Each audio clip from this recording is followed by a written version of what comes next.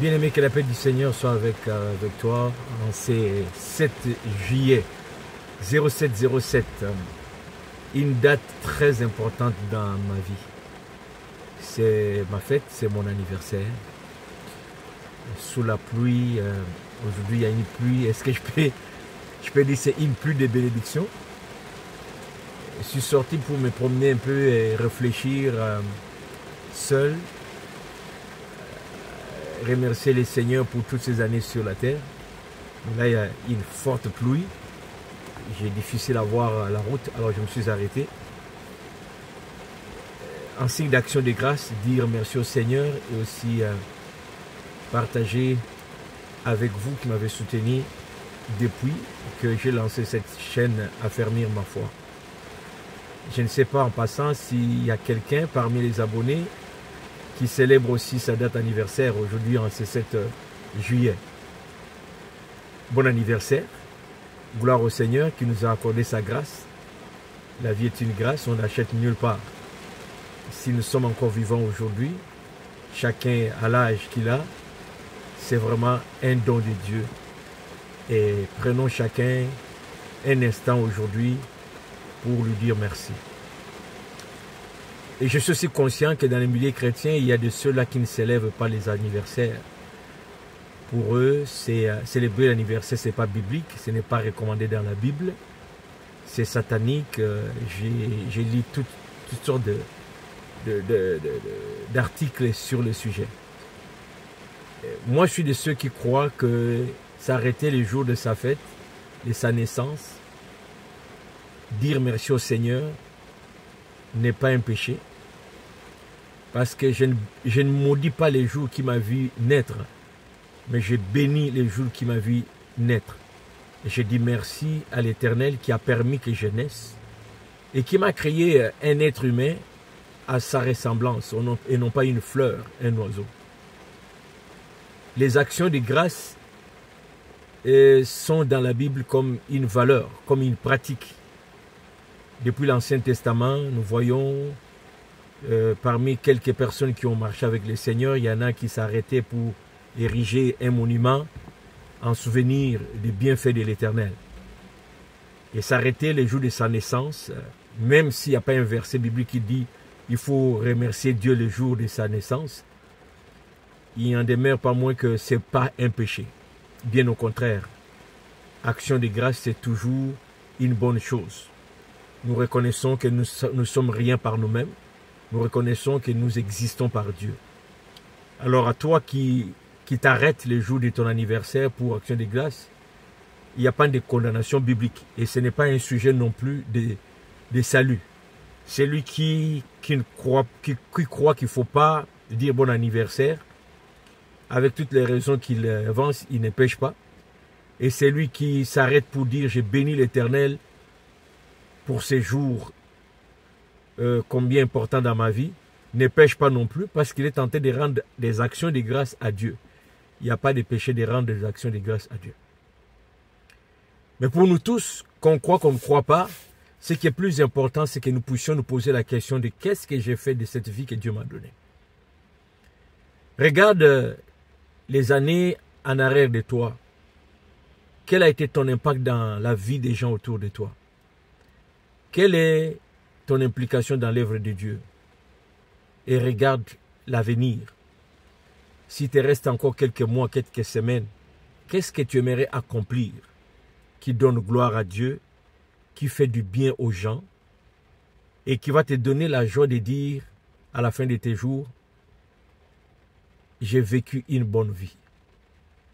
Et c'est ça ma réflexion en ces jours. Le matin, je dis au Seigneur,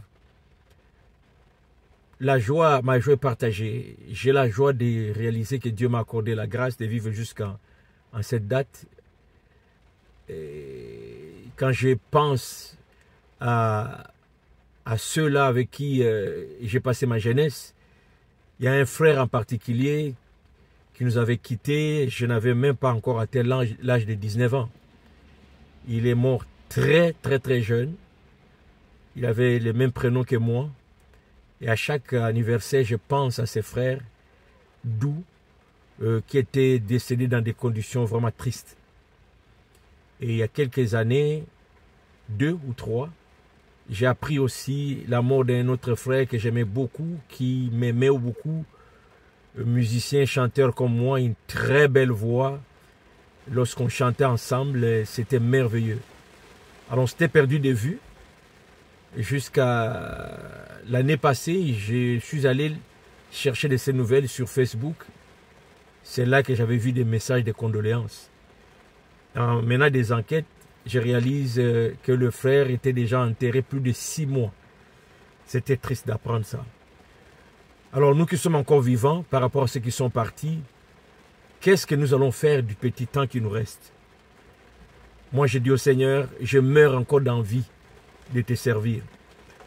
Et pour vous qui êtes abonnés sur Affermir ma foi, j'aimerais juste que vous puissiez me faire signe de vie. Est-ce que vraiment vous me suivez? Est-ce que je vous apporte quelque chose? Parce que je réalise qu'il n'y a pas de gens qui commentent.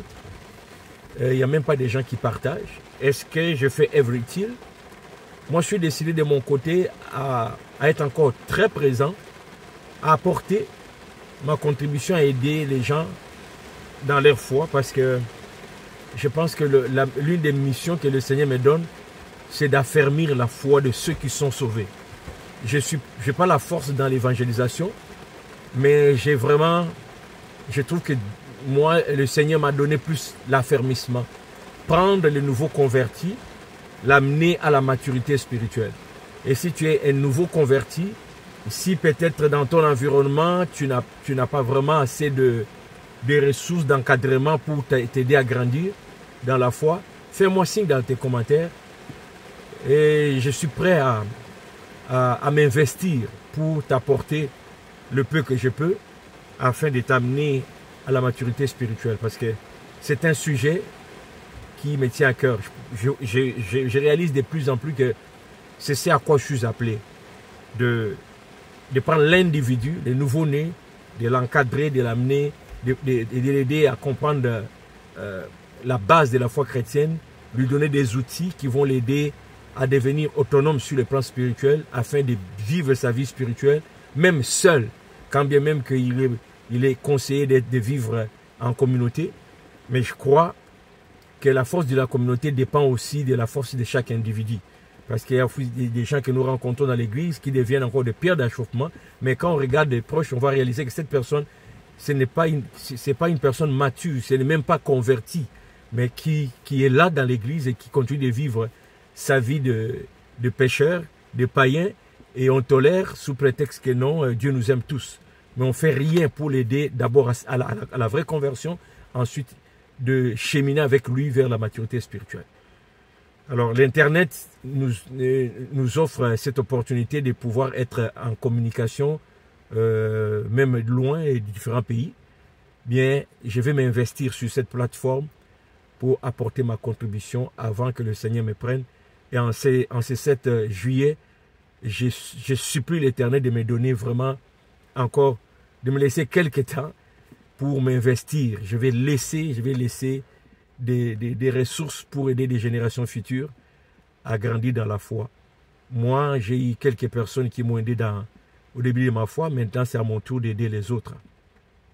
Et je t'encourage aussi, mon frère, à ton tour, d'aider les autres. Visons la maturité spirituelle. Ne soyons pas juste des chrétiens de dimanche, mais soyons vraiment des chrétiens matures qui sont capables de vivre leur vie chrétienne, même au milieu des païens, et être toujours debout, loin de l'église, être toujours debout, être vrai dans la foi, être la lumière, être le sel du monde, et être un sujet de joie pour Dieu. Voilà le peu que je voulais partager avec vous en cette date anniversaire. Et à toi qui célèbre comme moi, bon anniversaire. Et investis-toi pour que le temps qui est devant toi, si petit soit-il, soit bien utilisé. Hein, comme la Bible dit, apprends-nous à compter nos jours, afin de faire mieux que ce que nous avons fait avant. Alors, avec Affermir ma foi, il y a encore des bonnes choses qui arrivent. Et priez pour moi que le Seigneur m'utilise plus pour nous édifier tous. À la prochaine. C'était Jean Dinsil.